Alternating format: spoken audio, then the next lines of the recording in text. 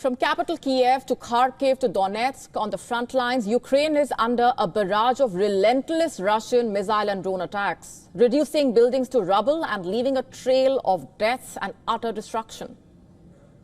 Just to put it simply, Moscow, or more specifically the Russian president, not just ignoring US President Donald Trump's ultimatum, it seems, but openly defying it.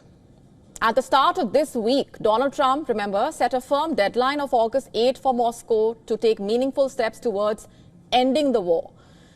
But Russia's response, or more specifically Putin's, has not been one of compliance. Rather, on the contrary, Russia has increased the scale and intensity of its fierce aerial attacks, and there is data backing this claim. According to the Ukrainian president, the month of July alone has witnessed over 5,100 glide bombs, nearly 3,800 Shahed drones, and more than 250 missiles launched by the Russian forces, with 128 of those being ballistic missiles.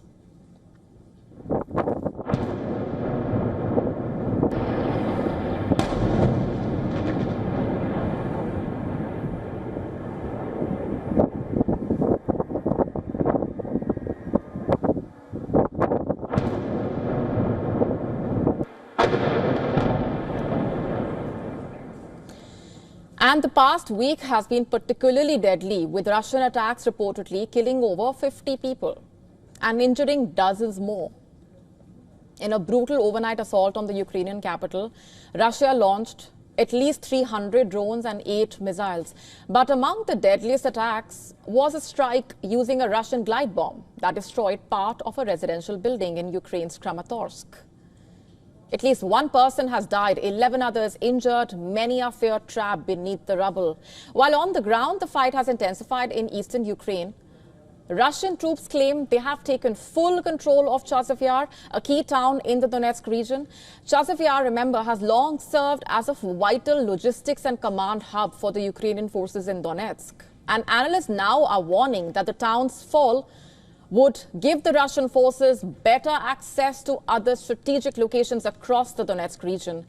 And earlier today, Putin said Russian forces are advancing along the entire front line, whether it is in Donetsk, Luhansk, Zaporizhia or Kherson. Ukraine's military already stretched thin and its air defenses under tremendous pressure as Russia continues deploying increasingly sophisticated drones and missiles. And in one of the bloodiest strikes in recent weeks, at least 31 people were killed, 159 others injured during a missile and drone assault on Kyiv on Thursday. According to Ukraine's Air Force, the attack included the use of the jet-powered Shahed drone, a faster and more elusive version of Iran's well-known propeller-driven drones. Ukrainian officials are saying these drones are especially difficult to track and intercept due to their higher speeds and flight altitudes. Each interception attempt requires costly surface-to-air missiles, some of which reportedly run into millions of dollars per launch. And their presence significantly complicates Ukraine's defense strategy. According to reports, the drones are likely a modified version of the Iranian Shahed 238, which can travel nearly 2,000 kilometers, reach altitudes of 10 kilometers, and carry 50-kilogram warheads. Their speed, reportedly, up to 600 kilometers per hour, makes them particularly challenging for Ukraine's current systems to intercept. And as Russia continues to ramp up drone production and tactical innovations, Ukraine's defensive options are narrowing, even as Russia's arsenal continues to get deadlier. Talking alongside the president of Belarus, Alexander Lukashenko, Vladimir Putin earlier today said that Russian and Belarusian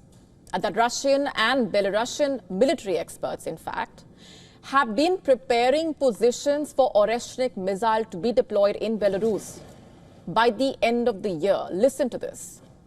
Russian and Belarus military experts have chosen location of the future positions. The work is now underway to prepare those positions.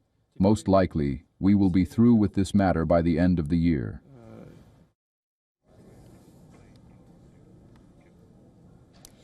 The Trump administration's call for a ceasefire is meeting a hard wall of resistance in Moscow, it seems.